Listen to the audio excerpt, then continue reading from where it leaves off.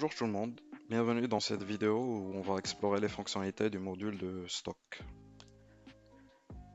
Premièrement, on va devoir ajouter nos espaces de stockage.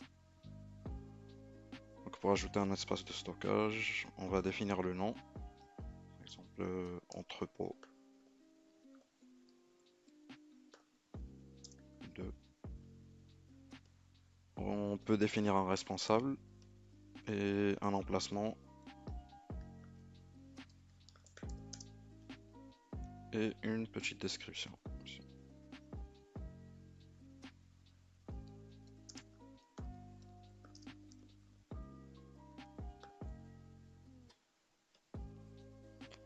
Ensuite, on va définir nos fournisseurs. Donc, on va ajouter un fournisseur ici, on va ajouter une image.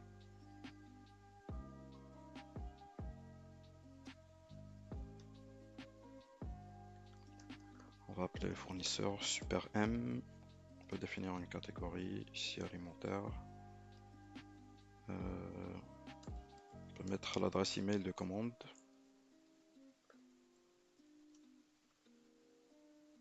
Un numéro de téléphone. Et vous pouvez définir la commande minimum qu'accepte votre fournisseur. Par exemple ici on fait 20 euros. Donc si dans notre panier on a moins de 20 euros, la commande ne passera pas. Ensuite vous pouvez définir des employés en charge de faire le suivi. Et ici pour le lead time c'est combien de jours pour recevoir votre commande. Par exemple on va dire que ce fournisseur ça lui prend 3 jours. Et on définit les jours de livraison.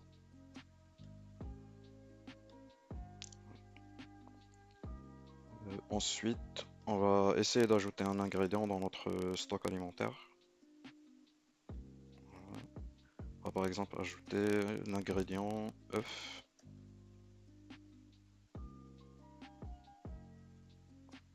On va mettre une petite image.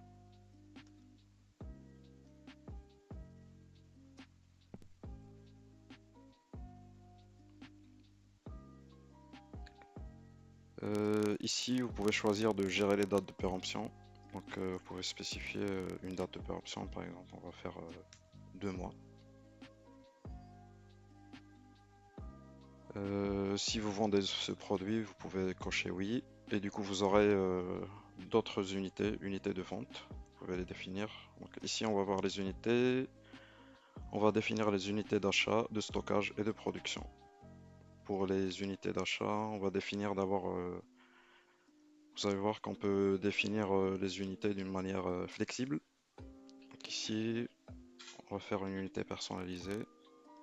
On va l'appeler œuf et ça sera une unité.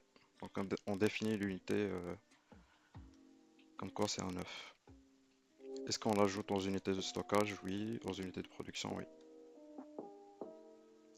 Ensuite, on va définir l'unité avec laquelle on achète nos œufs. Par exemple, on les achète dans des boîtes de 30 œufs. On va l'ajouter aux unités de stockage, mais pas à ceux de production.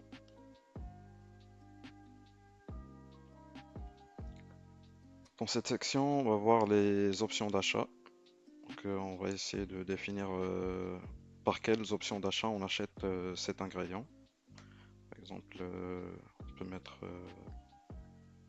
30 œufs de chez Aldi par exemple ou Lidl. Donc ici on a automatiquement une image, le nom du produit, le code barre. Ensuite on définit le fournisseur, l'unité. Donc ici l'unité d'achat c'est une boîte de 30. Et finalement on définit le prix. On va mettre 9 euros. Ensuite, pour les lots de stockage, vous pouvez définir les lots que vous avez en stock. C'est ce qui vous permettra de suivre votre stock en temps réel.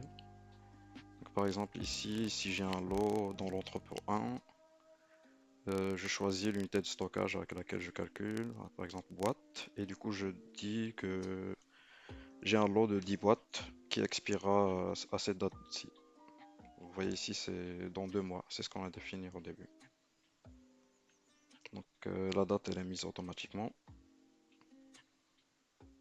Ensuite, vous pouvez définir des alertes de stockage. Par exemple, si je veux que à moins de 10 boîtes, je reçoive une alerte, ben, je fais comme ça. Et c'est quoi la quantité idéale pour commander? C'est 25, par exemple. Ici, si vous pouvez choisir des allergènes et valeurs nutritionnelles, vous pouvez les importer automatiquement de la base de données qu'on a trouvé là-bas. Et on ajoute l'ingrédient.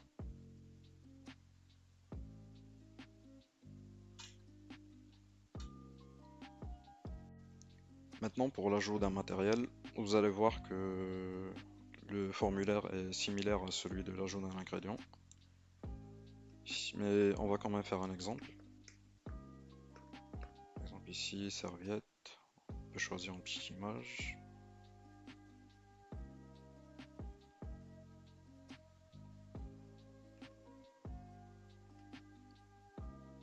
La catégorie. Gérer les dates de péremption, non.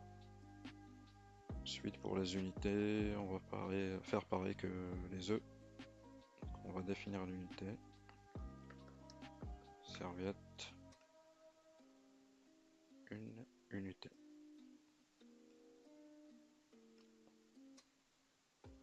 Et maintenant, on va définir l'unité d'achat réelle qui est paquet, qui est constitué de 100 serviettes.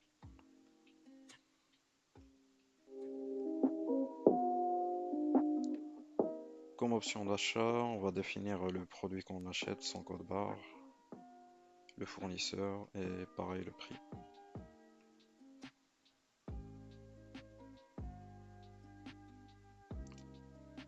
Pareil pour les slots de stockage.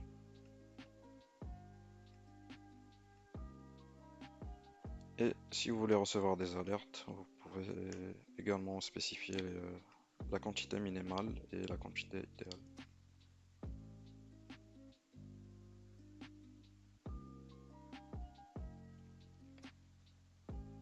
Maintenant, pour les commandes fournisseurs, vous pouvez les retrouver ici.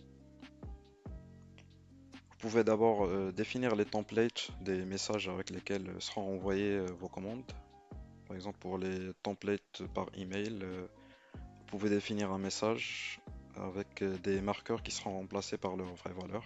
Ici, notamment le nom du fournisseur et les produits commandés.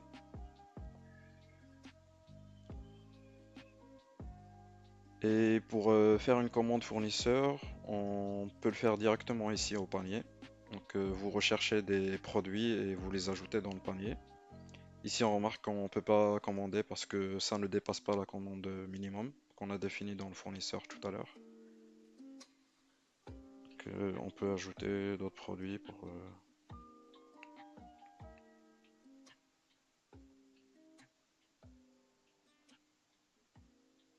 Voilà. Et après vous pouvez commander.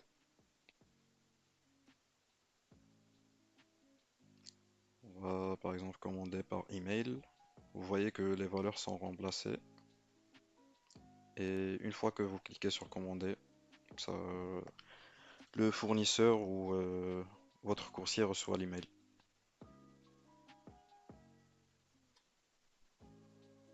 Voilà. Et aussi la commande, on peut la voir ici, avec les produits commandés. Voilà, c'était tout pour aujourd'hui. Je vous remercie pour votre attention et à bientôt.